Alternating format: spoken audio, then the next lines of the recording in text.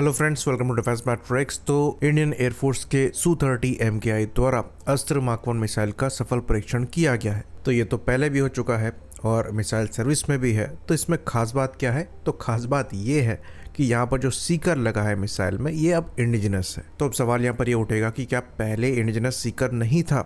तो ये बात हम आपको बता दें कि शुरुआत में रशियन आघात का सीकर यहाँ पर इस्तेमाल किया जाता था, लेकिन 2017 के अराउंड हमने इंडिजिनस सीकर के साथ इन मिसाइल्स को टेस्ट किया था। तो वो मैकेनिकल इंडिजिनस के बैंड सीकर था और सेम सीकर आपका आकाश 1S मिसाइल में इस्तेमाल किया जाता है। मोस्ट लाइकली अभी जो टेस्ट किया गया है ये AESA सीकर हो सकता है, ऑल्दो प्रेस रिलीज में ये चीज़ क्लियरली मेंशन नहीं करी गई है, पर एक नए सीकर को यहाँ पर मेंशन करना इसी और इशारा करता है, क्योंकि अगर पुराने ही सीकर पर ये अपग्रेड होता तो वो चीज़ स्पेशली मेंशन नहीं होती। अब AESA सीकर का यहाँ पर होना गेम चेंजर साबित होता है और इस पर हम विस्तार से बात करेंगे। तो जो indigenous KU band mechanical Sikar था उससे यहाँ पर वजन करीबन 4 किलोग्राम पहले तो आपको कम मिलेगा। तो उस सीकर का वेट अराउंड 12 किलोग्राम के आसपास का था, यहाँ पर आपको 8 किलोग्राम के आसपास का वजन मिलेगा। फिर यहाँ पर साइज भी कॉम्पैक्ट है और परफॉर्मेंस भी बेटर है। तो उस सीकर की परफॉर्मेंस भी काफ़ी अच्छी थी, लेकिन मॉडर्न कॉम्बैट में आपको बेटर ECCM कैपेबिलिटी चाहिए, यानी कि इलेक्ट्रॉनिक काउंटर मेजर की कैपेबिलिटी चाहिए, क्योंकि मॉडर्न कॉन्फ्लिक्ट में इलेक्ट्रॉनिक वॉरफेयर का रोल काफ़ी ज़्यादा बढ़ गया है। मिसाइल्स को जैम किया जाता है, कंफ्यूज किया जाता है ताकि वो टारगेट मिस कर जाएं। इसलिए जो मैकेनिकल रडार्स हैं वो यहाँ पर स्ट्रगल करते हैं। वहीं पर AESA सीकर होने का फ़ायदा यहाँ पर ये है कि आप फ्रीक्वेंसी हॉपिंग कर सकते हैं, तो काफ़ी स्ट्रॉन्ग ECCM कैपेबिलिटी आपको मिलती है। साथ में जो रडार वार्निंग रिसीवर्स हैं वो भी पहले से ज़्यादा कैपेबल हो गए हैं।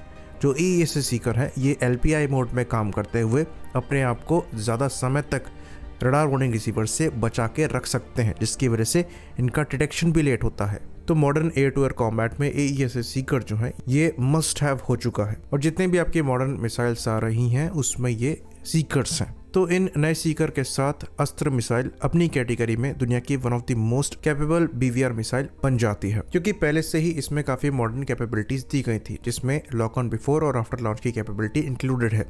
साथ में यहाँ 2-वे डेटा लिंक भी दिया गया है, जो कि AMRAM में अब जाकर इंक्लूड हुआ है, और ये डेटा लिंक के थ्रू भी गाइड करी जा सकती हैं। तो कोऑपरेटिव एंगेजमेंट में भी आप इन मिसाइल्स को यूज़ कर सकते हैं।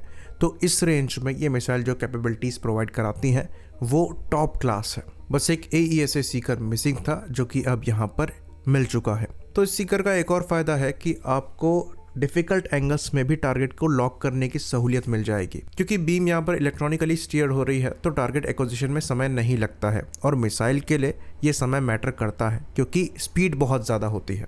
साथ में टारगेट को एक्वायर करने की रेंज भी यहाँ पर बढ़ेगी। तो जैसे अगर पहले मिसाइल 12 या 13 किलोमीटर पर टारगेट को एक्वायर कर पाती थी, अब ये रेंज अप्रॉक्सीमेटली 3-4 किलोमीटर्स और बढ़ जाएगी, जिसका फ़ायदा ये होगा कि जिस एयरक्राफ्ट ने इसको फायर किया है वो जल्दी डिफेंसिव पोजीशन पर जा सकता है, और ये BVR कॉम्बैट में काफ़ी ज़्यादा क्रूशल होता है, क्योंकि यूजुअली BVR में आप अगर मिसाइल फायर कर रहे हैं तो एनिमी भी आपकी तरफ मिसाइल फायर करता है, तो उसकी मिसाइल से बचने के लिए आपको डिफेंसिव होना पड़ता है, और अगर आप ज़्यादा डिफेंसिव हो जाएंगे तो आपने जो मिसाइल फायर करी है उसको गाइडेंस नहीं प्रोवाइड करा पाएंगे। तो जितना जल्दी आप उसको टारगेट तक पहुंचा पाए और उसका खुद का सीकर टारगेट को लॉक कर ले, उतना जल्दी आप खुद डिफेंसिव हो पाएंगे, या फिर अगर कोई दूसरी या तीसरी मिसाइल फायर करी है तो उसे गाइड कर पाएंगे। तो ये एक काफ़ी इंपॉर्टेंट कैपेबिलिटी है। मिसाइल जितना जल्दी टारगेट को या फिर जितना डिस्टेंस से टारगेट को लॉक कर लेगी उतना ज़्यादा बेहतर होता है, और AESA सीकर में ये सहूलियत आपको मिलती है। बाकी जैसा कि हमने बताया LPI मोड में भी यहाँ पर ऑपरेशन हो सकते हैं, तो एनिमी को बहुत देर में पता लगेगा कि कोई मिसाइल उसकी तरफ आ रही है, जिसकी वजह से रिएक्शन टाइम कम हो जाता है और जो किल प्रोबेबिलिटी है वो बढ़ जाती है।